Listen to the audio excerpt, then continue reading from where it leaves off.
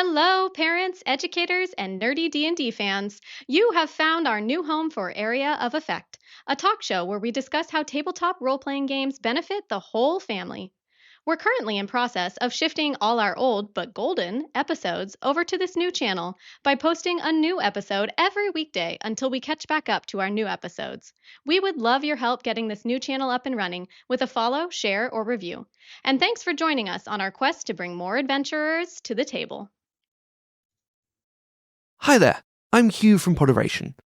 If you like today's show, why not check out Dungeons and Dragonfruits, the bizarre, strange, and queer in every sense of the word D&D podcast. Join 5 friends as they laugh, learn, and adventure their way through the weird, wonderful world of Widdershins, where dragons hatch from trees and have adventures of all forms in every shape and size. Available wherever you can get your podcasts. I made a social emotional learning tabletop RPG curriculum for a pre-K teacher who needed to introduce concepts like sharing, dealing with embarrassment, etc. to their class in a way that was going to engage with the students. During one of the classes, there was this little kid that didn't seem to be connecting so much, wasn't like super involved with a lot of the other kids, kind of sitting in the back. And then as class went through and parents started picking their kids up, this one kid was kind of there at the end and went to the teacher and went, "Can we play Sandy the Dragon?" And wanted to play as the character from the game, like playing house and acting it out. And it was this really cool way to bond with the teacher. So they were picking up concepts from the game and then also found this like awesome connection. So it's possible from TTRPGs to get kind of that like academic and core concept, like planned education from it, and then also get this awesome bond and way to break out of a shell and connect in different ways. Welcome to Area of Effect, a podcast by the Kids Table where we discuss how tabletop RPGs benefit kids and answer your questions about playing TTRPGs with the kids at your table. Well, today we want to give a big welcome to Steph from TTRPG Kids. Hi, Steph. Hello. We are so excited to have you here today, as today we're talking about the educational side of TTRPGs and particularly playing them with kids. Steph is the founder, creator, the head honcho of TTRPG Kids, which I consider to be the main hub for all things kids and TTRPGs. Steph does tons of reviews and play tests, lists of different categories of TTRPGs, both that you can play at home and that you can listen to or watch online. So if you have any question about where to find TTRPG Kids stuff, Steph's website, ttrpgkids.com, is the place to find it. Steph, I wanted to ask you, I don't know the background of TTRPG Kids. So can you tell us about how you personally got started playing TTRPGs with kids and what inspired you to create your account? So this was a few years ago when COVID shutdown happened. I was at home with my then 2.5-year-old who was very mobile and climbing up my back as I was trying to analyze crash test data remotely for my job and running simulations, graphs and everything. And then it's like, mommy. Job stuff shifted around. Suddenly I had a lot more time on my hands. And then I'm like, okay, well, we need to find a way to engage kiddo, get some social skills built in there. I was like, I need to do something to keep myself busy because went from 100 miles an hour to suddenly there's time. And so I'm like, fine, we're going to play tabletop RPGs with the 2-year-old. And so I started trying to find resources, asking questions, and it was so scattered. There was different advice all over the place. Some places would never answer the question directly. Other places were giving advice when it wasn't asked for. Then I'd find a couple little really cool pockets of information. I'd see other people asking questions and being like, I haven't been able to find this anywhere. And then I'd have somebody posting a resource that was like, oh, here's this actually really amazing resource, but it's stuck in some corner of the internet that no one could find. So unstimulated engineering brain went into, I'm going to fix this problem. And so TTRPG Kids kind of happened from that. And it's been this combination of the journey with introducing my kid to tabletop RPGs to help him out, and also ended up creating this amazing bond between the two of us and being this wonderful adventure. And then also creating resources and being a hub to highlight other resources that are out there. So that way people can skip the learning curve a little bit or like shorten the learning curve and feel more confident going into playing tabletop RPGs with their kids. Can you describe what kind of those first initial games with your 2.5-year-old were like? I feel like that's significantly younger than most people start TTRPGs with kids. Yes. The first few sessions were a lot of kind of me giving my kid a choose your own adventure. Like, the wizard is going on a quest. Should he pick the right path or the left path? This is our right hand, this is our left hand. We're going to practice right and left. And it was like, okay, he needs a snack. Is he going to pick a sandwich or an apple? And then, we'd bring up later in the story, oh, there's like, can you share your snack with someone? And like, bringing up like little elements of that. And it was more like just getting used to the RP and changing the story. And then slowly we're like, okay, let's add a D4 and we're going to practice counting to 4. And then let's add a D6 and then, slowly bump things up. Let's try a system that's got maps with it. Let's try this. And like just introducing one element at a time. It was also total chaos. So in the beginning, like he was really cool with the yes or no questions, but then very quickly he realized, oh, this is like a sandbox. I can do anything if I ask. And so like he started to really run with it and it was beautiful, but it was also like very quickly became beautiful chaos. So yeah. That's actually a really good point, Steph, because what I'm hearing you talk about is this sort of structure that you're building into this experience. And so, it seems like you've got a little bit of experience providing structure for things, putting structure on chaos.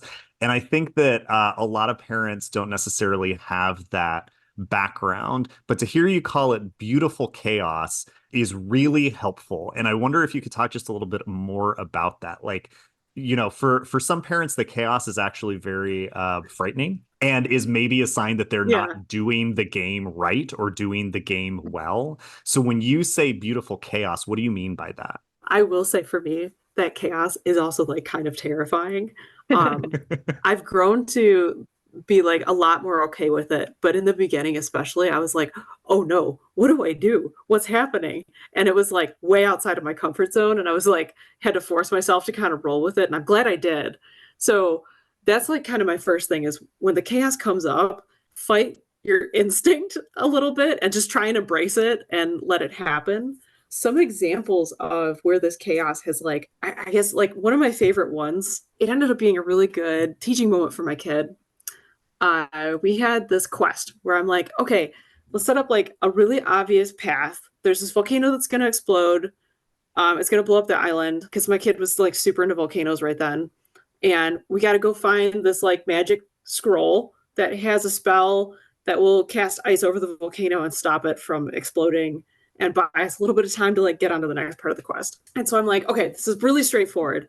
We go through this whole thing. He goes, he gets the scroll. We fight our way up the mountain. Like, there's lava coming down. We're dodging rocks and things like that. It's like all, exciting kind of moments there. We get to the top. I'm like, okay, what do you do next? And he stops. He kind of like side eyes me. And this is like, he was like 3.5 or something at this time. And he goes, I throw the scroll into the volcano. And I'm like, well, but in order to cast the spell, you got to read it. And he goes, no, I want to burn it so the volcano blows up. And I was like, oh, okay. So we went through this whole thing of like, if you do that, like your wizard's standing on the volcano, like, what's going to happen? He's like, well, he'll blow up too. It'll be cool. He'll get to see the explosion. And like, he was just like kind of being a little sassy, I think, in addition to like wanting to see what had happened. And I'm like, but then the island's gone, the adventure ends. He's like, okay. And I'm like, you still want to do it? So I let him do it. He chucks it in. We describe this like massive epic explosion, like just stuff going everywhere. Big, boom, boom. And he's like, ah. And then it gets to the end. He's like, okay, what's next? And I was like, well, there's nothing. Like, it's over. And he's like, oh. And I'm like, you okay? He was like, yeah. Can we have lunch? And I was like, okay, sure. And then the next time I set him up with something else where there's like a box of fireworks inside of a castle. And so like I planted it there to see what he would do. And that time he looked and gave me the same look, but then he thought about it for a second. He was like, I'm going to take the fireworks outside. And I was like, good job. We learned self-preservation. I love that. So it was like that chaos, like letting it happen and not trying to railroad it and be like, no, you have to stop the volcano, and being like, just go with it. Like that taught him so much in the game. And I've seen like bits and pieces in real life where he's had that like tiny sense of self-preservation pop up once in a while. Like it's not often, but it's there sometimes. And so embracing that chaos gives them a lot of freedom to figure things out. And then it also helped me to let go a little bit too, because it let me trust him and what he was doing and why he wanted to do it. And we were able to kind of move on from that. So it's good. It ends up being good. I love that. I love that. Well, Steph, today we're talking about educational D&D, and we just talked about a little bit of learning some social emotional skills. What about, we have a community question about how can I include STEM lessons in my game? What about like more traditional academics being included in the game? So I had mentioned that I was like analyzing crash test data. So like by profession, I'm an engineer. And then I also taught engineering classes like at a university, like night class or like part-time during the day and stuff. Towards the end, I started incorporating tabletop RPG elements in my class, specifically with engineering STEM. It was a very hands-on project-based class. They were learning engineering problem-solving process, applying some of the math and research techniques that they should have built up by then. The course came with like these little stories that were attached to each of the projects, but they weren't linked together. And I could see that there was a lot of gaps in learning. Like maybe the class was like, oh, networking is X, Y, and Z. Please remember this because it's important for your career. But it was like, there wasn't an active example of it. I also noticed in a lot of the reviews that we had, students were having a hard time seeing how the concepts from the lessons that we did could apply. Like they had like a review paper at the end and a few things, or like needed to do kind of like a summary at one point. And so I was like, let's have students in their like daily log for the class also say, you have this fictional class engineer. We gave a story that linked all of the assignments together. So it's like this engineer starting out during college, getting an internship, getting their first job, et cetera, et cetera. So each of the projects is tied to something like that. And then we had the story loop through. So it was like, oh, let's use this contact we had in like class 2 is now relevant in class number 12 when like the company we're working for lost funding and we need to get a new job right away. And so like, here's networking. And it was so much easier for students to say, my fictional engineer learned this than to say, I learned this. And so from that framing standpoint, it can be a lot easier to understand overall concepts. So I feel like sometimes individuals who are really strong in maybe math or science, like this isn't everybody, but sometimes they'll get focused on details and then lose the big picture a little bit. So it gives a good way to show the big picture and to get them to connect with that. And that's really important in STEM. But then also, you can use tabletop RPGs directly to teach them. So there's a free game that I made for teachers. It's called Photosyntheons. And you play as plant people who need to collect water, oxygen, and sunlight in order to create sugar and wall reinforcements to fortify for a storm. The cognitive load for the game is actively about these are the concepts that we're learning, but it's still fun because you're playing as like, you know, baby Groots running around trying to collect resources through the forest. And so like we've run it for workshops with like adults and they thought it was funny. There's ways to actively do it by changing your story, changing the way your characters are interacting. And it can be really good for getting that connection with the material for people who aren't like as inclined to STEM and need it to be a little more fun to get engaged. I love that. Well, I have been talking lately with just people that I know in my community that are either educators or homeschool parents who are also educators. What tips would you have for people who are teachers, homeschool parents, or just parents wanting to do some education at home for getting started in this area of like incorporating education into their games? There's kind of two paths that I see people take with this when they're having a hard time starting out. And one is not knowing what to do. And the other is wanting to do everything all at once right away. And so for people who are not sure where to start, like my recommendation for both is actually like really similar. For people not knowing where to start out simple. Try out like a basic story game. Like when I started playing with my kid, it was just some of it was yes or no, left or right questions. You don't necessarily have to always have like a complex like mechanic system. Just having a D6 works. That Photosynthesis game works on a D6 system. I kept it simple. When you are doing an educational tabletop RPG, you want people focusing on your educational concept and not trying to figure out like these big, long, drawn out plots and things, which makes it a lot easier to start out than trying to plan out like a whole campaign. Focus on just get one shot out there, test it out, see what happens, and learn from that experience and feed that into the next one shot. And so do it as kind of like one shots for a while until you get like a really good grip on the situation. For those who want to do everything everywhere all at once, it's very tempting to be like, oh yeah, I've played tabletop RPGs for like 20 years. I know everything that's going on with this. It would be really cool if we did this and this and this and this and this and like throwing everything into it. The kids you're playing with probably have not been playing tabletop RPGs for 20 years because they're most likely like between the ages of 8 and 12 and may not have ever played a tabletop RPG. If you throw like all the educational stuff in there, their radar is pretty attuned to you're trying to trick me into learning. Yeah. So kind of similar to the other side, keep the first one simple. Instead of planning a big old campaign, start out with a one shot or like a 2 or 3 shot, like keep it modular. Start out with some basic rules and see what they like and how they connect with it. And then learn from that. If they're like, yeah, this is too education-y and it's not fun, like you're kind of defeating the point of putting it into a tabletop RPG. So like back off a little bit and try again. Basically like work on getting that feedback loop going. It takes practice. It's a new skill to develop.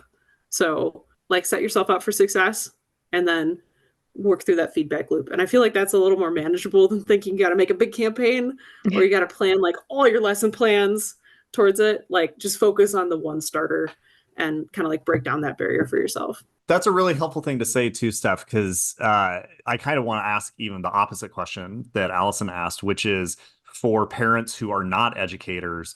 One of the things that I have found, when I've been in the classroom or when I've been trying to source volunteers, one of the things that I hear from parents who don't have that background is that they can't do it because they don't have that background, right? So like, I can't come in and volunteer because what happens if a kid asks me a question and I don't know the answer to that question? Because there's either the stigma of, the adult has to know everything and can't seem stupid in front of a kid, or the adult doesn't want to like have that weakness. And so for parents who like still want to do TTRPGs with their kids but are sort of afraid of that educational like backstop, what encouragement would you give to them to get them into this arena and see how important it is? The first thing with that, and like this has come up with a couple people I've talked to as well, it's okay to not know the answer in like literally anything in life, and admitting that to your kid helps them out so much. My kid asks me questions all the time that I don't know the answer to, and it's kind of like, that's a good question. I don't know that either. Let's look it up. Or what do you think it is? And having a conversation about it, that means a lot more than just spitting an answer out at them all the time, because that tells them that later in life, you don't have to know everything. You don't have to have that pressure on you. You have resources and you can think about things and learn even as you're an adult. That's kind of the first thing that I think is an internal barrier that a lot of adults have. And it's something that like I've had to get over myself as well. My kid's 6. I'm still learning. And in the beginning, when he'd ask questions, I was like, oh no, I had to like look something up in front of him. And then I was like, why is that actually a big deal? Maybe this is actually okay. And then so like, I researched it and it's fine. So if you are worried about not knowing the answer or about screwing up, that is still part of life, even if you're a grown up. And I think it's important to show that to kids as well. when we're playing our games, I screw up all the time. Where I'm like, oh yeah, roll this dice. And he's like, no, mom, it's this die. And I'm like, oh, thank you for reminding me. I made a mistake. Let's roll the correct one. And so we've had some game sessions that were a total bust. Like I was like, oh, we're going to do the story. He was totally not into it. Like the game went on for a little bit too long. And then I was like, okay, learning experience. Next time I know we're going to end it a little bit sooner. Just start off with a different plot line, and that's okay. And I told him that. I was like, this wasn't very fun for you, was it? We're going to change that. And then like that builds a lot more trust. So embracing those mistakes and being open with your kids about it, it's not like, it is something that's scary, but it's something that can be really helpful for both you and your kids if you can face it. So that my advice is to approach that and face it and look at it as an opportunity, even if it is something kind of scary. Gosh, I love this. Embrace the chaos, embrace the unknown, embrace the mistakes. Yeah, this is just great. Yeah. So, Steph, for people who are wanting to just get started, there is a resource that Ryan and I have created for brand new players and new DMs that we call 15-minute D&D. But I'm sure that there are a lot of other great entry-level resources out there. I did want to share with our listeners today one of the lists that I found really helpful on your website. If you go to ttrpgkids.com and then under games, there's a themed game list. And I go to that all the time because I love it. Like my kids are really into superheroes. So I click on the one that's like TTRPGs about superheroes, or my kids are into princesses. I click on that one. But one that is relevant to today is the one that's educational TTRPGs. And I see that there's a pretty big list, and you even have it divided down by like what age level it's for. Is there any kind of educational TTRPG that you would recommend for like your first foray into this? If you're talking really, really little kids, I did make Story Guider to be for like pre-K children. That's the one that teaches social emotional learning. And it was because I hadn't really seen a whole lot of other ones for like super, super young kids. Inspirals is a favorite of mine for educational TTRPGs and like seeing how that works. That one teaches you sign language as you play. So the spellcasting mechanic, like it involves using sign language. So you're still rolling dice, but then you also can get like bonuses if you learn to sign like a whole sentence instead of just a word. Cool. I really like that one because it's a very good example of showing skill progression. Marianne Cullinan and Jennifer Genova, one of their favorite phrases is like, where's the cognitive load? Which means like, are you spending most of your time focusing on learning game mechanics that have nothing to do with your educational concept? Or are you spending most of your time learning your educational concept? So that one, you're spending your time playing the story. You roll some dice, but it's really easy mechanics to pick up. And you are learning sign language. So that one is a great example for how to structure an educational tabletop RPG. I like Arithmagine, but that might also just be the math nerd in me. So it's using like a deck of cards to like, you can combine them using like any kind of symbol. So addition, subtraction, multiplication and stuff to try and like hit target numbers to succeed. And like, just, I like that one because it was very mathy. But that one, again, the cognitive load is on different math operations. So that's another good one. That's just a really helpful thing for me to hear though, Steph, because like I'm still slightly new to the TTRPG world. I've done D&D a little bit, educator from way back. But the idea that you can still fuse those two concepts for some reason is still too new to me. Like I would never have occurred to me to teach sign language through spell casting, but what a cool thing. Right. I mean, like, that's just incredible. So, like, that's a good thing for our listeners to hear, too, that there really is a breadth of options that are out there. Like, I think that I personally sometimes get really stuck in the D&D 5e world because that's a system that I know best. It's something that I'm super comfortable with. And so, like, all of the educational stuff that I do with my kids, I try and shoehorn into 5e. And I think I do it decently well, but 5e is a very specific system with a very specific like purpose. And so to hear that there are other things out there that can teach different concepts in a different way, but in something that's so cool as spellcasting with sign language, man, that just blew my mind a little bit. That's really cool to know. Yeah, and like D&D even can get tweaked. There's Family Fantasy RPG. I like what they did. They have a tiered system. So like level 1 I think it's just you have a list of spells. There's no dice rolling. Level 2, you start introducing some dice. Level 3 is like approaching D&D 5e compatible mechanics. And then they've got like puzzle quests. So like here's a maze, but it's got like ABCs that you trace through there. That one's made for kind of younger kids. And so, or it's like here's a matching game that you play, or like a logic puzzle that's kind of between things. That's a really good way to bake like small elements into the quests as well. If you have just like one concept.